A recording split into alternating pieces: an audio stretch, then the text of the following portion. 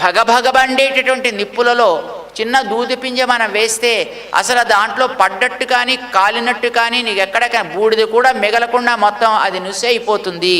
అలాగే మనం తెలియక ఎప్పుడో చేసి పెట్టుకున్నటువంటి ప్రాచీన పాప రాశి ఎన్ని కోట్ల జన్మలలో చేసి పెట్టుకున్నదైనా ఇప్పుడు నీకు జ్ఞానం కలిగి స్వామి యొక్క నామాన్ని, కృష్ణనామాన్ని, నారాయణ మంత్రాన్ని నువ్వు విశ్వాసంతో కనుక చక్కగా పలకగలిగితే ఆ నామ ప్రభావం అనే నిప్పులో ఈ పాత పాప రాసంతా పడి మొత్తం అంతకాలంగా పేరుకునేది ఎట్లా పోతుందండి?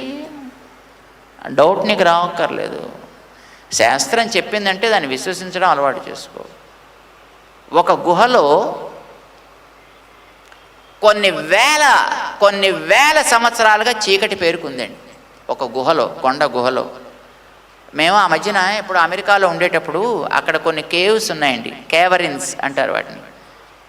ఆ గుహల్లోకి మొట్టమొదట ఒక ఆయన వెళ్ళాడండి, ఏదో 18-19 శతాబ్దాల్లో వెళ్ళాడండి. ఆ గుహలో కొన్ని లక్షల సంవత్సరాలుగా చీకటి పేరుకుందండి. ఆ తర్వాత ఒక ఆయన వెళ్ళి అక్కడ చిన్న దీపం వెలిగించేయండి. మొత్తం లక్షల సంవత్సరాలుగా పేరుకొని చీకటి కూడా పోయిందండి. నిన్నటి చీకటే ముందర పోవును, మొన్న చీకటి తర్వాత పోవును, ఆ వెనక చీకటి ఇంకా కొంచెం శ్రమ పడితే పోవును అనేది ఏమైనా ఉందండి లోపల రూల్స్? చీకటికి నథింగ్. చీకటి ఎంత పాతదైనా, దీపం ఎంత చిన్నదైనా ఆ చీకటిని పోగొట్టగలిగినట్టుగానే మనలో పాపాలు ఎప్పటి నుంచో పేరుకొని ఉండొచ్చు, కొన్ని వందల వేల లక్షల కోట్ల సంవత్సరాలుగా ఉన్నవైనా కావచ్చును.